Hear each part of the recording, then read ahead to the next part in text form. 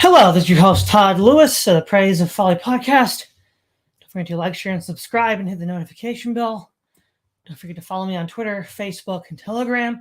You can support me on Buy Me a Coffee, Locals, and Subscribestar, and also make sure to check out my Substack and check out the work from Censored Anon, because if you've noticed over the last couple months, my thumbnails have been new. He's been the one doing those.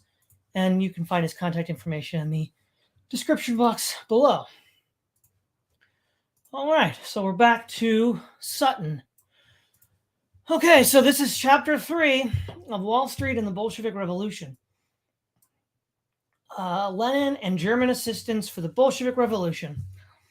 It was not until the Bolsheviks had received from us a steady flow of funds through various channels and under varying labels that they were in a position to be able to build up their main organ, Pravda, to conduct energetic propaganda and appreciably to extend the originally narrow base of their party. Von Kuhlmann, a minister of foreign affairs of the Kaiser, December 13, 1917. In April 1917, Lenin and a party of 32 Russian revolutionaries, mostly Bolsheviks, journeyed by train from Switzerland across Germany through Sweden to Petrograd, Russia. They were on their way to join Leon Trotsky to complete the revolution. Their trans-German transit was approved, facilitated, and financed by the German General Staff. Lenin's transit to Russia was part of a plan approved by the German Supreme Command, apparently not immediately known to the Kaiser, to aid in the disintegration of the Russian army and so eliminate Russia from World War I. The possibility that the Bolsheviks might have turned against Germany and Europe did not occur to the German General Staff. Major General Hoffman has written, "We neither knew nor foresaw the danger to humanity from the consequences of this journey of the Bolsheviks to Russia." At the highest level, the German political officer who approved Lenin's journey to Russia was Chancellor Theobald von Bethmann-Hollweg, a descendant of the Frankfurt baking family Bethmann, which achieved great prosperity in the 19th century. Bethmann-Hollweg was appointed chancellor in 1909 and in November 1913 became the subject of the first vote of censure ever passed by the German Reichstag on a chancellor. It was Bethmann-Hollweg who in 1914 told the world that the German guarantee to Poland was a mere scrap of paper. Yet on other war matters, such as the use of unrestricted submarine warfare, Bethmann-Hollweg was ambivalent. In January 1970, he told the Kaiser, "I can give your majesty neither my assent to the unrestricted submarine warfare nor my refusal." By 1917, Bethmann-Hollweg had lost the Reichstag's support and resigned, but not before approving transit of Bolshevik revolutionaries to Russia. The transit instructions from Bethmann-Hollweg went through the State Secretary Arthur Zimmermann, who was immediately under Bethmann-Hollweg and who handled day-to-day operational details with the German ministers in both Bern and Copenhagen.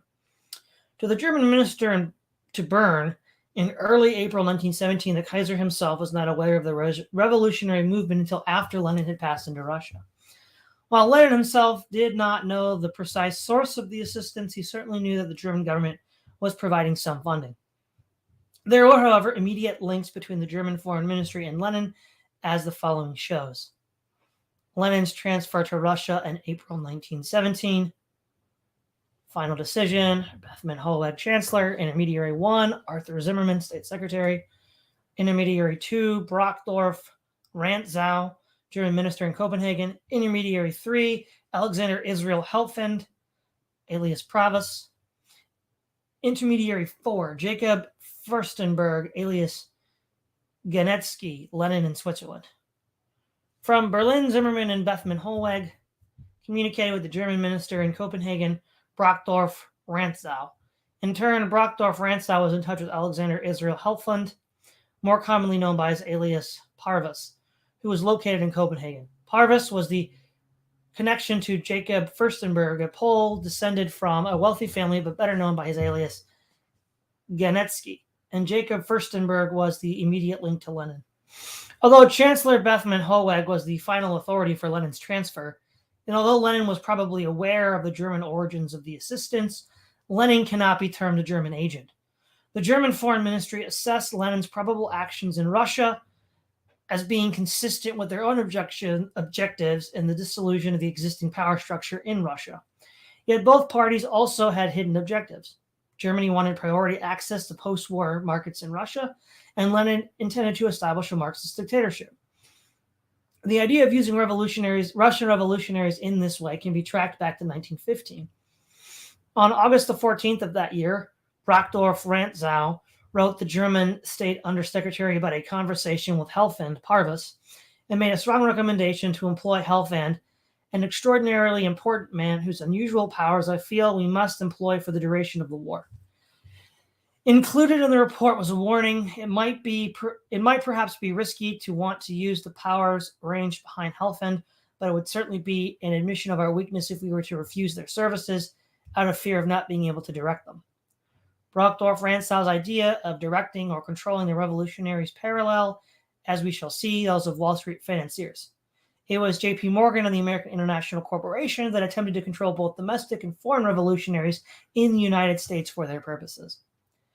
A subsequent document outlined the terms demanded by Lenin, of which the most interesting was point number 7, which allowed Russian troops to move into India. This suggested that Lenin intended to continue the Tsarist expansionist program. Zeman also records the role of Max Warburg in establishing a Russian publishing house and adverts to an agreement dated August 12, 1916. In which the German industrial Steins agreed to contribute 2 million rubles for financing a publishing house in Russia. Consequently, on April 16, 1917, a train load of 32, including Lenin, his wife Nadezhda Krupskaya, Gregor Zinoviev, Sokolinkov, and Karl Radek, left the central station in Bern en route to Stockholm. When the party reached the Russian frontier, only Fritz Platon and Radek were denied entrance into Russia. The remainder of the party was allowed to enter. Several months later, they were followed by almost 200 Mensheviks, including Maratov and Axelrod. It was worth noting that Trotsky at this time in New York also had funds traceable to German sources. Further, von Kuhlmann alludes to Lenin's inability to broaden the base of his Bolshevik party until the Germans supplied funds. Trotsky was a Menshevik who turned Bolshevik only in 1917. This means that German funds were perhaps related to Trotsky's change of party label. The Sisson documents. In early 1918, Edgar Sisson, the Petrograd representative of the U.S. Committee on Public Information, bought a batch of Russian documents purporting to prove that Trotsky, Lenin, and the other Bolshevik revolutionaries were not only in the pay, but also agents of the German government. These documents, later dubbed the Sisson documents, were shipped to the United States in great haste and secrecy. In Washington, D.C., they were submitted to the National Board for Historical Service for authentication. Two prominent historians, J. Franklin Jameson and Samuel N. Harper, testified to their genuineness.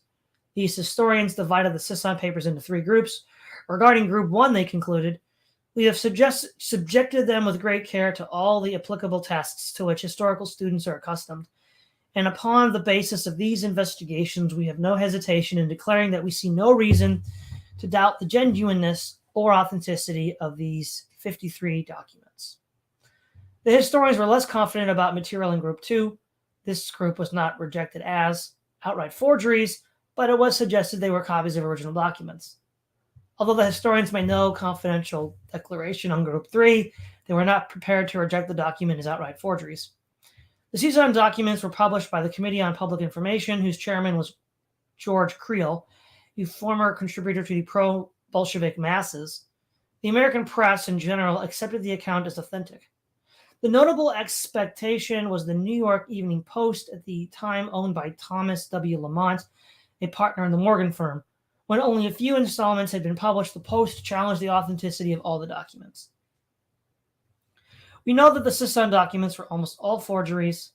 We now know that the Sisson documents were almost all forgeries. Only 1 or 2 of the minor German circulars were genuine. Even casual examination of the German letterhead suggests the forgers were unusually careless forgers, perhaps working for the gullible American market. The German text was strewn with terms verging on the ridiculous. For example, bureau instead of the German word bureau, central for the German word zentral, etc. That these documents are forgeries is the conclusion of an exhaustive study by George Kennan and of studies made in the 1920s by the British government. Some documents were based on authentic information, and as Kennan observes, those who forged them certainly had access to some unusually good information. For example, documents 1, 54, 61, and 67 mention that the Nya Banken in Stockholm served in the conduit for Bolshevik funds from Germany. This conduit has been confirmed in more reliable sources. Documents 54, 63, and 64 mention Furstenberg as the banker intermediary between the Germans and the Bolsheviks. Furstenberg's name appears elsewhere in authentic documents. Sisson's document 54 mentions Olaf Ashberg, and Olaf Ashberg, by his own statements, was the Bolshevik banker. Ashberg in 1917 was the director of Neue Banken.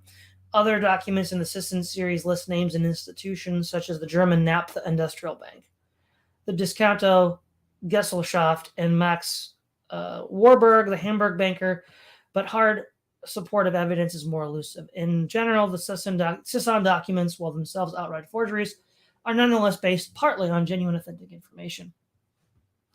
One puzzling aspect in the light of the story in this book is that the documents came to Edgar Sisson from Alexander Gumbel, alias Berg, real name Michael Grusenberg, the Bolshevik agent in Scandinavia and later a confidential assistant to Chase National Bank and Floyd Odium of Atlas Corporation.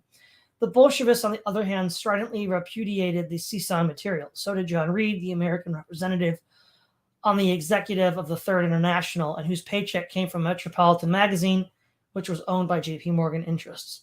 So did Thomas Lamont, the Morgan banker who owned the New York Evening Post.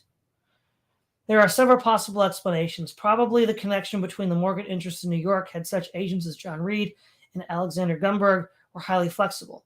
This could have been a Gumberg maneuver to discredit Sisson and Creel by planting forged documents, or perhaps Gumberg was working in his own interest. The Sisson documents prove exclusively German involvement with the Bolsheviks. They also have been used to prove a Jewish Bolshevik conspiracy along the lines that of the Protocols of Zion. In 1918, the U.S. government wanted to unite American public opinion behind an unpopular war with Germany, and the Sisson document dramatically proved the exclusive complicity of Germany with the Bolsheviks. The document also provided a smokescreen against public knowledge of the events to be described in this book. Let's see. The tug of war in Washington. A review of documents in the State Department decimal file suggests that the State Department and Ambassador Francis in Petrograd were quite well informed about the intentions and progress of the Bolshevik movement. In the summer of 1917, for example, the State Department wanted to stop the departure of the U.S. of injurious persons, that is, returning Russian revolutionaries, but was unable to do so because they were using new Russian and American passports. The preparations for the Bolshevik Revolution itself were well known at least 6 weeks before it came about. One report in the State Department files states in regard to the Kerensky forces that it was doubtful whether government can suppress outbreak. Disintegration of the Kerensky government was reported throughout September and October, as were Bolshevik preparations for a coup. The British government warned British citizens in Russia to leave at least 6 weeks before the Bolshevik phase of the revolution. The first full report of the events of early November reached Washington on December the 9th, 1917. This report described the low-key nature of the revolution itself, mentioned that General William V. Judson had made an unauthorized visit to Trotsky, and pointed out the presence of Germans in Smolny, the Soviet headquarters.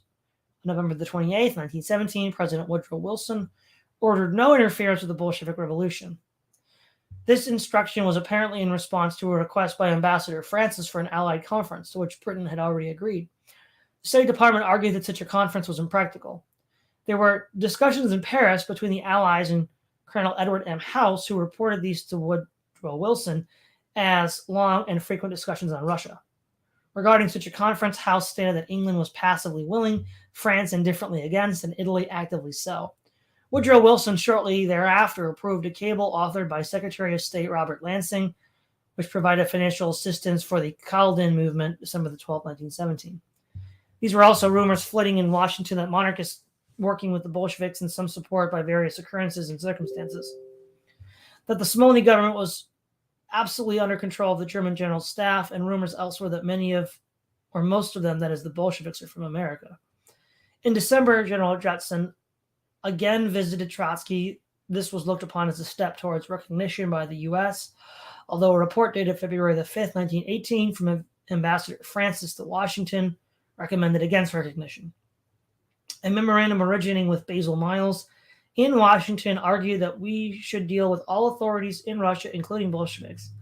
And on the February the 15th, 1918, the State Department cabled Ambassador Francis in Petrograd, stating, The department desires you gradually to keep in somewhat closer and informal touch with the Bolshevik authorities, using such channels as will avoid any official recognition.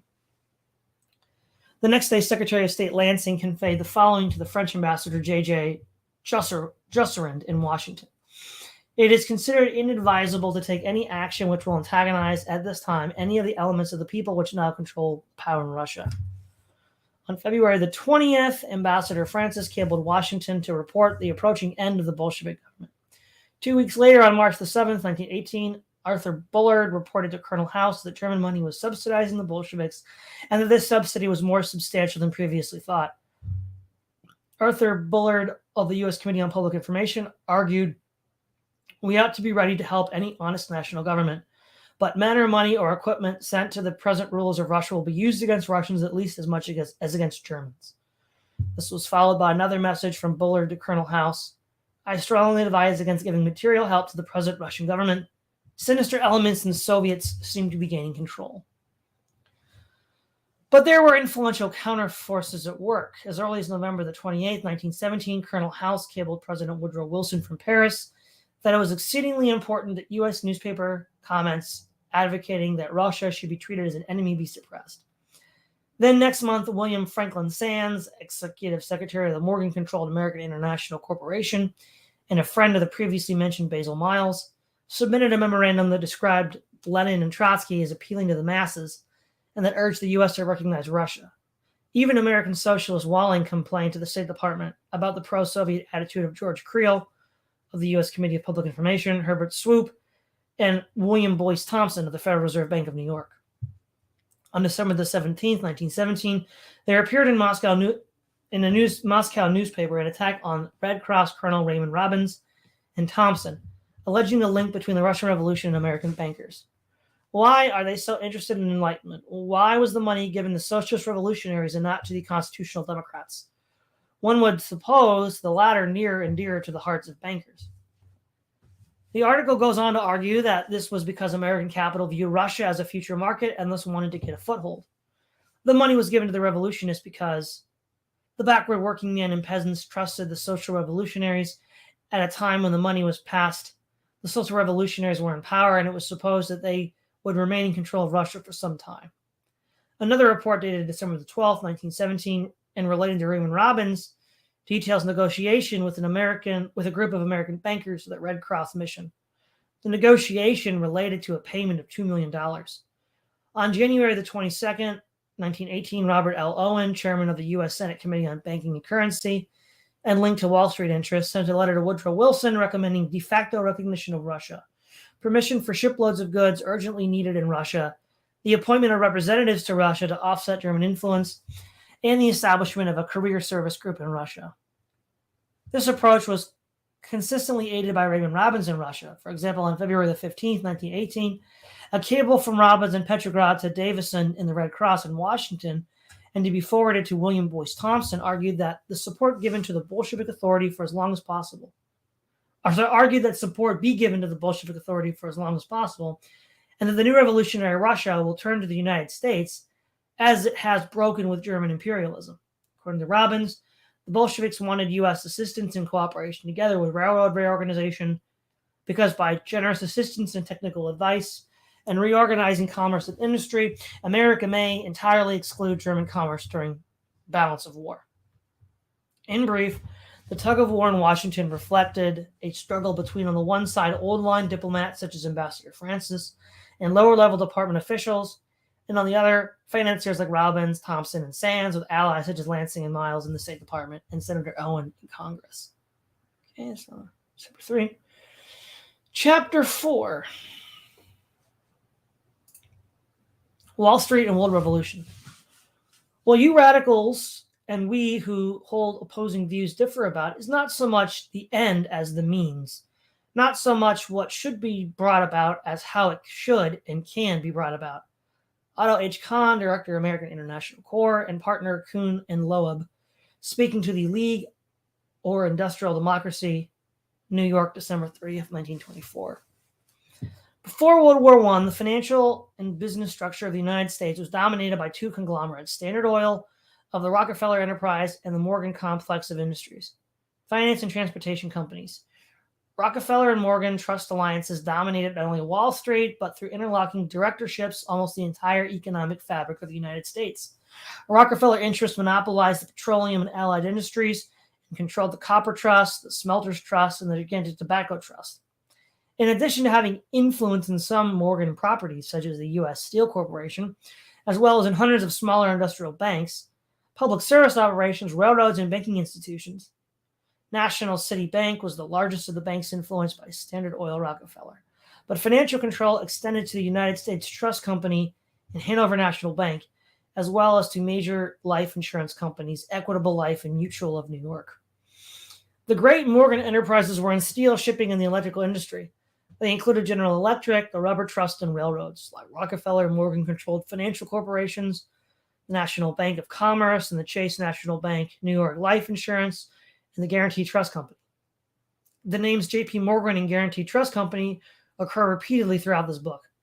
In the early part of the 20th century, the Guarantee Trust Company was dominated by the Harriman interests.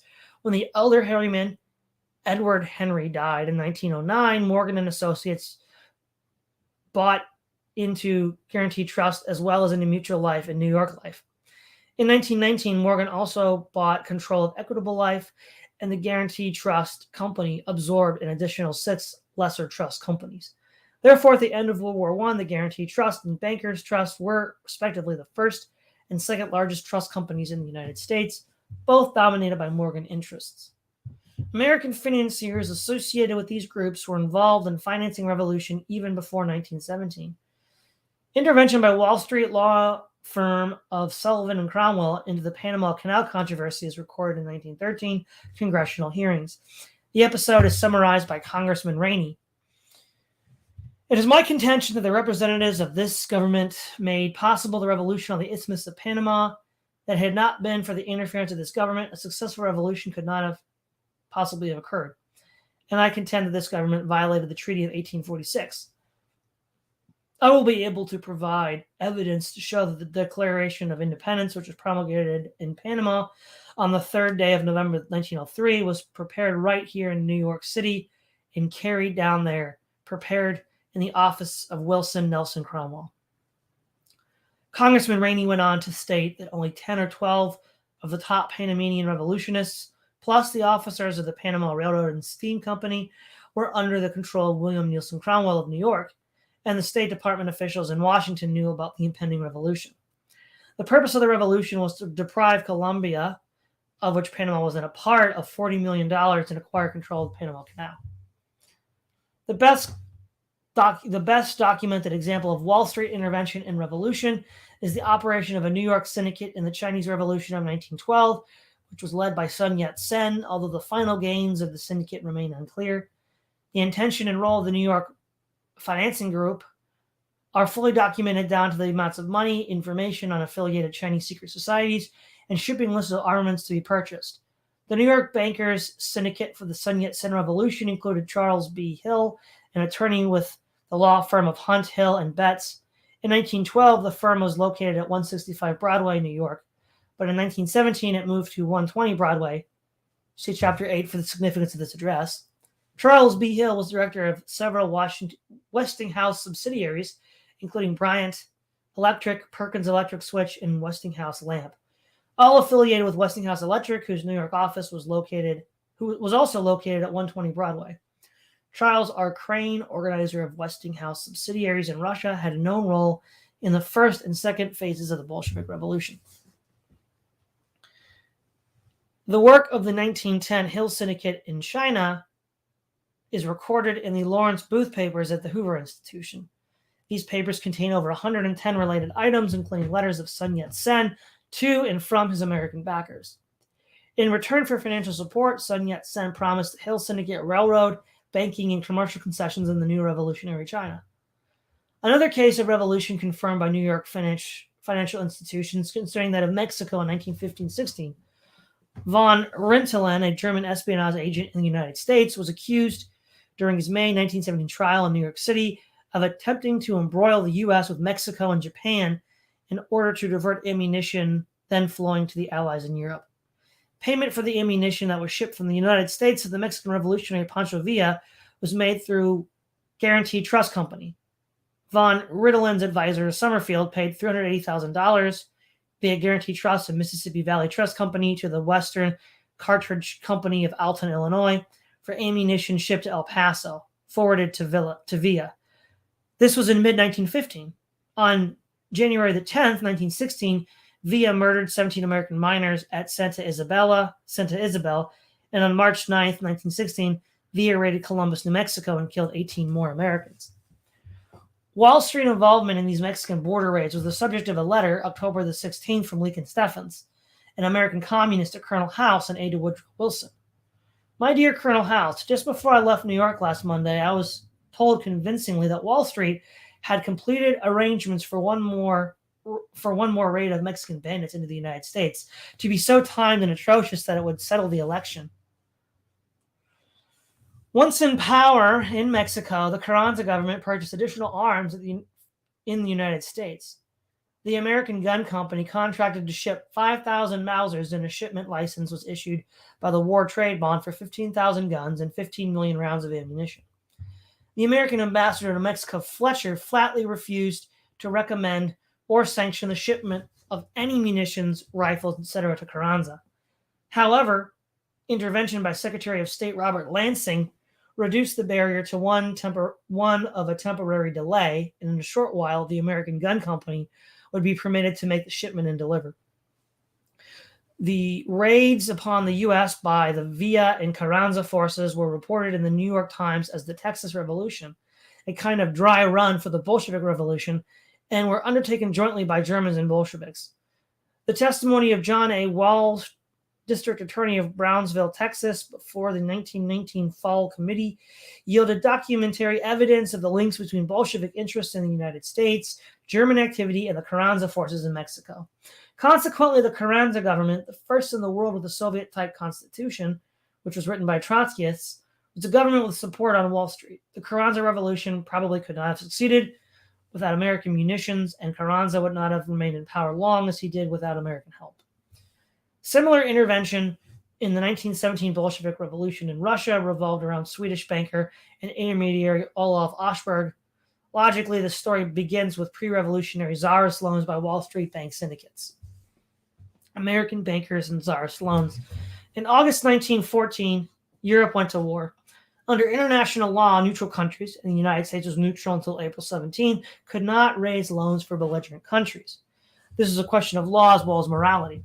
When the Morgan House floated war loans for Britain and France in 1915, J.P. Morgan argued that these were not war loans at all, but merely a means of facilitating international trade. Such a distinction had indeed been elaborately made by President Wilson in October 1914. He explained that the sale of bonds in the United States for foreign governments was in effect a loan of savings to belligerent governments that did not finance a war. On the other hand, acceptance of treasury notes or other evidence of debt in payment for articles was only a means of facilitating trade and not of financing a war effort.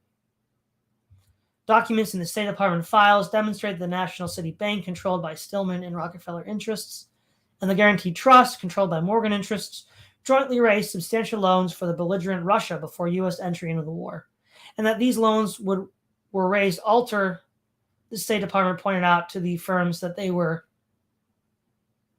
I think it should be after, there's been a lot of typos in this, that they were contrary to the international law. Further negotiations for the loans were undertaken through official U.S. government communications facilities under cover of the top-level green cipher of the State Department.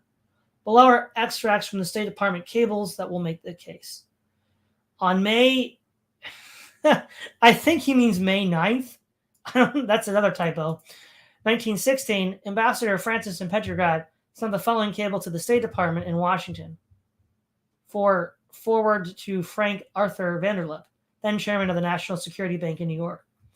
The cable was sent to green cipher and was enciphered and deciphered by U.S. State Department of officers in Petrograd and Washington at the taxpayers' expense. Wow. Okay, that's a bundle of numbers that don't make sense. For Vanderlip, National City Bank, New York, 5. our previous opinions credit strengthened. We endorse planned cable as safe investment plus very attractive speculation in rubles. In view of guarantee of exchange rate, have placed rates somewhat above present market. Owing unfavorable opinion created by long delay, have on own responsibility offered $25 million. We think a large proportion of all should be retained by bank and allied institutions. With clause respect, customs bonds become practical linen on more than $150 million per annum, customs making absolute security and secure market even if defect. We consider 3 years options on bonds very valuable, and for that reason, amount of ruble credit should be enlarged by group or by distribution to close friends. American International should take block and would inform government. Think group should be formed at once to take an issue of bonds. Should secure full corporation guarantee. Suggest you see Jack personally use every endeavor to get them really work, otherwise corporate guarantee, form new group. Opportunities here during the next 10 years vary greatly among state and industrial financiering, and if this transaction consummated, doubtless should be established. In answering, bear in mind situation regarding cable McRoberts Rich, Francis American Ambassador. There are several points to note about the above cable to understand the story that follows. First, note the reference to American International Corporation as a Morgan firm and a name that turns up again and again in the story. Second, guarantee refers to Guarantee Trust Company. Third, McRoberts was Samuel McRoberts, a vice president and the executive manager of National City Bank. On May the 24th, 1916, Ambassador Francis cabled a message from Rolf Marsh of Guarantee Trust in Petrograd to Guarantee Trust in New York, again in the special green cipher and again using the facilities of the State Department. The cable reads, 3. Olaf himself consider the new proposition takes care, Olaf, and will help rather than harm your prestige. Situation, such cooperation necessary if big things are to be accomplished here. Strongly urge you arranging with City to consider and act jointly in all big propositions here. Decided advantages for both and prevents playing one against the other. City representatives here desire handwritten such cooperation. Proposition being considered eliminates our credit in name, also option, but we both consider the ruble credit with the bond option in propositions. Second paragraph offers wonderful, profitable opportunity. Strongly urge your acceptance. Please cable me full authority to act in concert with City. Consider our entertaining proposition satisfactory situation for us and permit doing big things. Again, strongly urge you taking 25 million of ruble credit, no possibility, loss, and decided speculative advantages. Again, urge having vice president upon the ground. Effect here will be decidedly good. Resident attorney does not carry same prestige and weight. This goes through embassy by code, answers same way, see cable on possibilities. Rolf Marsh, Francis, American Ambassador.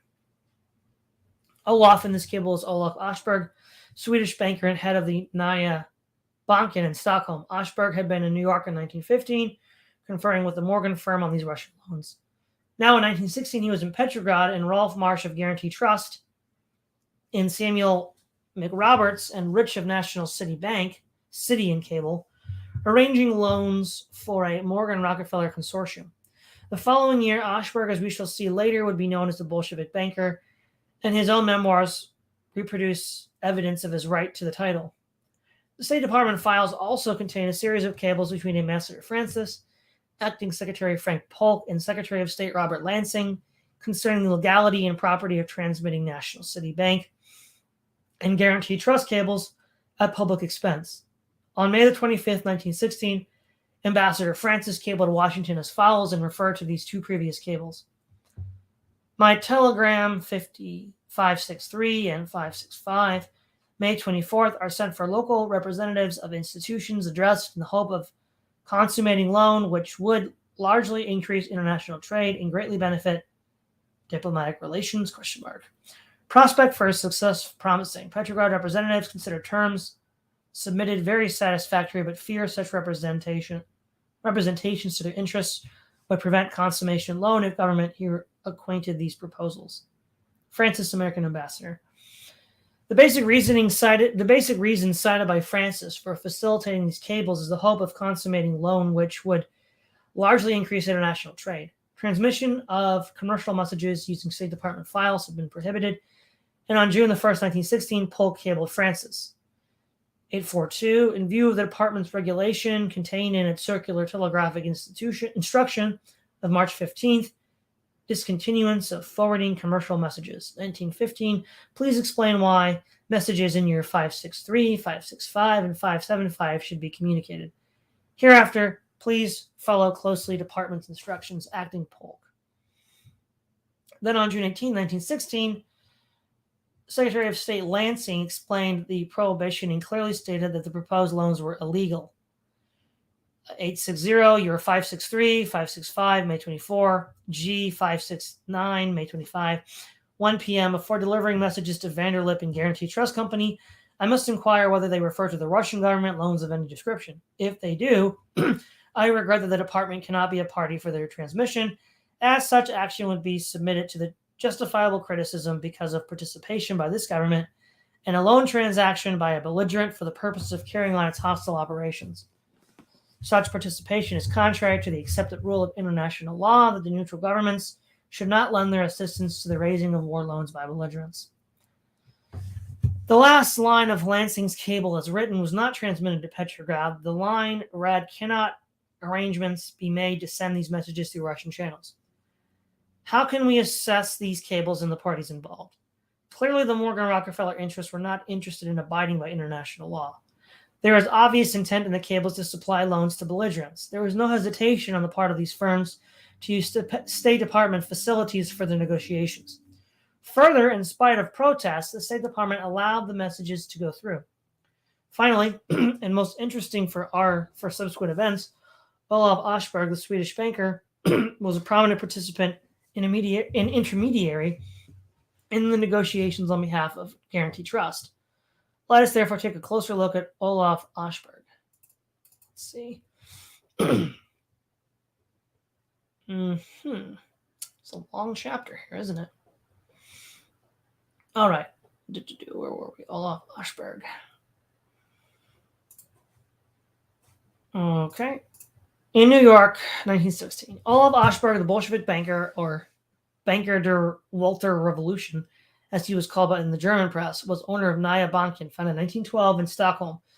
His co-directors included prominent members of Swedish cooperatives and Swedish socialists, including G.W. Dahl, K.G. Rosling, and C. Gerard Magnusson. In 1918, Nya Banken was placed on the Allied blacklist for its financial operations on behalf of Germany. In response to the blacklisting, Nya Banken changed its name to, I'm not even going to say that.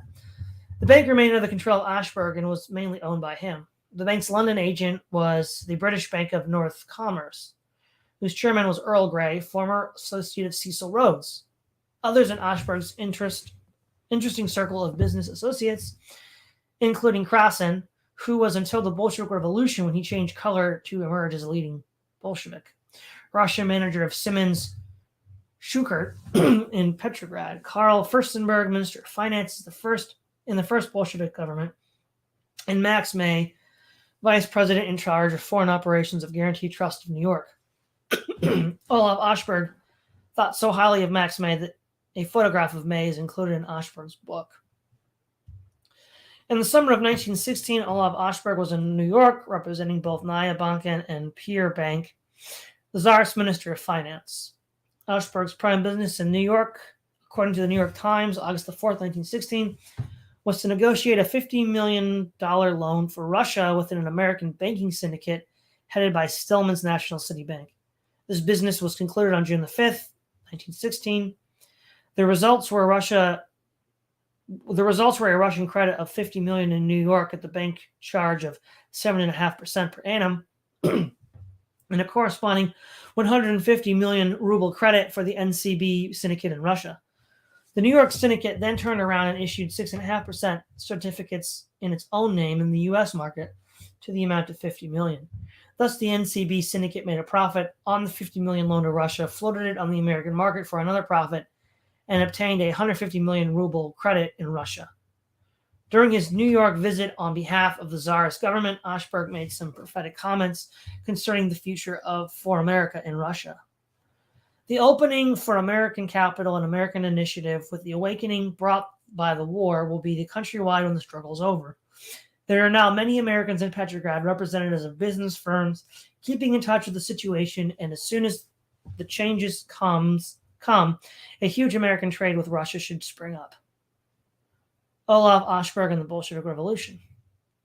While this Tsarist loan operation was being floated in New York, Naya Bankin and Olaf Ashberg were funneling funds from the German government to the Russian revolutionaries, who would eventually bring down the Kerensky Committee and establish the Bolshevik regime. The evidence of Olaf Ashberg's intimate connection with financing the Bolshevik Revolution comes from several sources, some of greater value than others. The Naya Bankin and Olaf Ashberg are prominently cited in the Sisson papers, see Chapter 3. However, George Kennan has systematically analyzed these papers and shown them to be forged, although they are probably based in part on authentic material. Other evidence originates with Colonel B.V. Nicotini, in charge of counterintelligence in the Kerensky government, and consists of 29 telegrams transmitted from Stockholm to Petrograd and vice versa, regarding financing of the Bolsheviks. 3 of these telegrams refer to banks. Telegram 10 and 11 refer to Naya Bankin, and Telegram 14 refers to the Russo-Asiatic Bank in Petrograd. Telegram 10 reads as follows. Giza Furstenberg, Salt Jobaden. Funds very low, cannot assist. If really urgent, give 500 as loan payment. Pencils. Huge loss, originally hopeless. Instruct Naya Bankin cable further. 100,000 Sumenson. Telegram 11 reads, First letters received Naya Bankin telegraphed a cable who Solomon, offering a large telegraph agency, referred to Bronik Salevich Vilo. Furstenberg was the intermediary between Parvis, Alexander I. Helfand, and the German government. About these transfers, Michael Futrell concludes, it was discovered that during the last months, she, Evgenia Sumenson, had received nearly 1 million rubles from Furstenberg through the Naya Bankin in Stockholm, and that the money came from German sources. Telegram 14 of the Nicotini series reads, Furstenberg, Salzgebaden, number 90, period 100,000 into Russia Asiatic Sumenson. The American representative for Russia Asiatic was McGregor Grant Company at 120 Broadway, New York City, and the bank was financed by Guaranty Trust in the U.S. and Naya Bankin in Sweden. Another mention of the Naya Bankin is in the material, The Charges Against the Bolsheviks, which was published in the Kerensky period. Particularly noteworthy in the material is a document signed by Gregory Alexinsky, a former member of the Second State Duma, in reference to monetary transfers to the Bolsheviks. The document in part reads as follows. In accordance with the information just received, these trusted persons in Stockholm are the Bolshevik Jacob Furstenberg, better known under the name Haneik, and Parvis, Dr. Helfand, in Petrograd. The Bolshevik attorney M.U. Kozlovsky, a woman relative of Haneki, Sumenson engaged in speculation together with Haneki and others. Kozlovsky is the chief receiver of German money, which is transferred from Berlin through the Discounto Gesellschaft to the Stockholm Via Bank, and then to Siberian Bank in Petrograd, where his account at present has a balance of over 2 million rubles. The military censorship was unearthed an uninterrupted exchange of telegrams of political and financial nature between the German agents and Bolshevik leaders. Stockholm, Petrograd. Further, there is in the State Department files a green cipher message from the U.S. Embassy in Christiania, named Oslo 1925, Norway, dated February the 21st, 1918, that reads, I am informed that Bolshevik funds are deposited in Naya Bankin, Stockholm Legation, Stockholm advised Schmiedemann. Finally, Michael Futrell, who interviewed Olaf Ashberg just before his death, concluded the Bolshevik funds were indeed transferred from Germany through Naya Bankin and Jacob Furstenberg in the guise of payments for goods shipped. According to Futrell, Ashberg confirmed to him that Furstenberg had a commercial business with Naya Bankin and that Furstenberg had also sent funds to Petrograd. These statements are authenticated in Ashberg's memoir, see page 70. In sum, Ashberg, through his Naya Bankin, was undoubtedly a channel for funds used in the Bolshevik Revolution. And Guaranteed Trust was indirectly linked through its association with the Ashberg and its interests in McGregor Grant Co., New York, agent of Russia Asiatic Bank, another transfer vehicle. Yeah, I think we'll call it here. This is a pretty long chapter. So we'll pick up next week. Naya Bankin and Guaranteed Trust join Ruscombank. So we'll start there next. Okay, let's see what we have in the chat, guys. Home and Owen, Cyber Ninja Zero, Moosefoot, and Denwell. Hello, everyone. So I hope that was all informative. And again, there's a lot there. Unfortunately, a lot of these State Department files are hard to come by. So he must have gone into the bowels to find them. These elements of just high, international intrigue really are just kind of stunning. I mean, the fact that these bankers have been supporting revolutionaries all over the world since the beginning of the 20th century, and then posing as their opponents is kind of crazy. I think it was the beginning of chapter 3 where we read, or no, it was 4, where the one banker said that, we want the same thing, you and the revolutionaries and us. We just different how to get there. And I think that same thing is a scientific society centrally planned, which, you look at like the writings of H.G. Wells, Bertrand Russell, George Bernard Shaw, they talk about this. And I guess, from the point of view of the people that want this, it doesn't matter how it comes to be, just that it comes to be. So, yeah. All right, everyone. This is Todd Lewis of the Prayers of Folly podcast. See you next time.